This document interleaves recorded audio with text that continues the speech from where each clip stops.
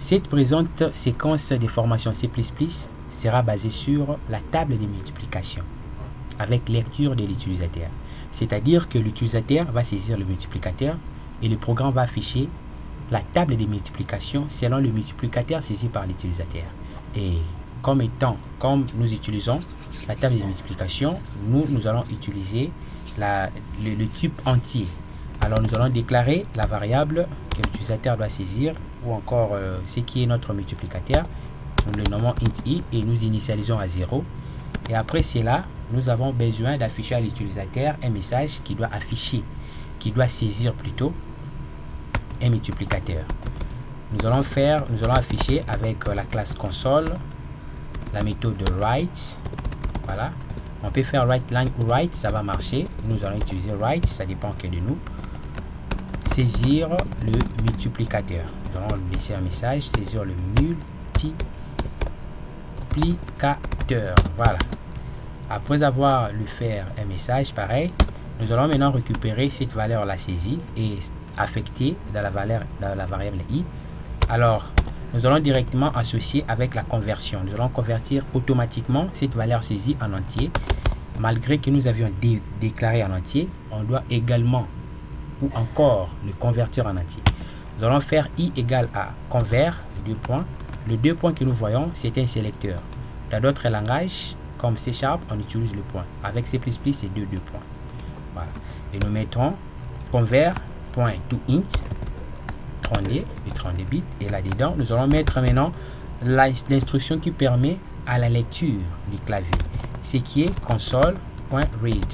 Et la méthode, c'est read qui permet de lire.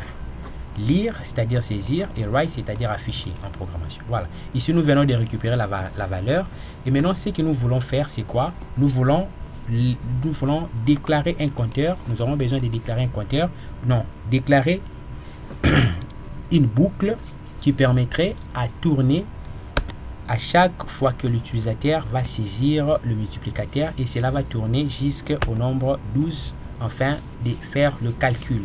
Et à chaque tour que le boucle fera, va faire la multiplication. Voilà ce que nous allons faire. Nous allons déclarer for, nous ouvrons, nous fermons. Et dedans, nous allons inclure toutes les parties composantes de notre boucle for. Nous aurons besoin d'une variable. Voilà. Nous expérimentons tous ensemble cette affaire. Donc, nous allons faire int x. Nous allons déclarer x.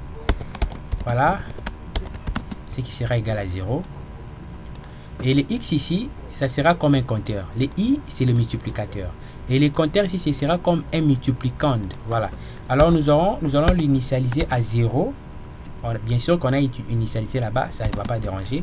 Et puis, nous allons poser la condition. Il doit aller jusqu'à 12. Et puis, à chaque tour, ça doit incrémenter un pas. Donc, x égale à x plus 1. Et à chaque tour, qu'est-ce que nous devons avoir? Nous devons afficher un message. Nous devons voir le message. Et le message n'est que la table de multiplication, c'est-à-dire l'affichage de la table de multiplication. Comment est-ce que nous allons l'afficher? Nous allons faire console. Voilà, la méthode write. Nous allons faire write line ici. Nous ouvrons, nous fermons. Et dedans maintenant, nous allons faire le compteur, c'est x. Nous allons faire compteur x. Nous allons les concaténer avec ces signes pour marquer comme multiplication, comme les autres disent le nombre, le comme fois. Voilà. Multiplication, voilà, x.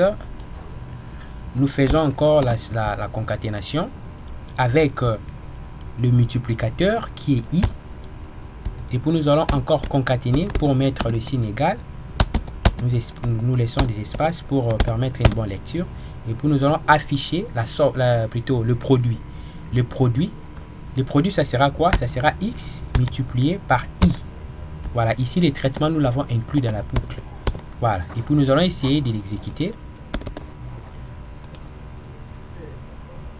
Voilà, nous avons saisir le multiplicateur. Je multiplie par d. Le multiplicateur, ce sera 2. Et voilà, nous avons un petit problème ici. Le petit problème, c'est-à-dire que nous devons mettre read line. Nous allons utiliser read line. Voilà, parce que read n'a pas marché. On va utiliser read line. Les deux tournent le même. Voilà, on met multiplicateur. Nous utilisons 2. Voilà, nous avons la table de multiplication.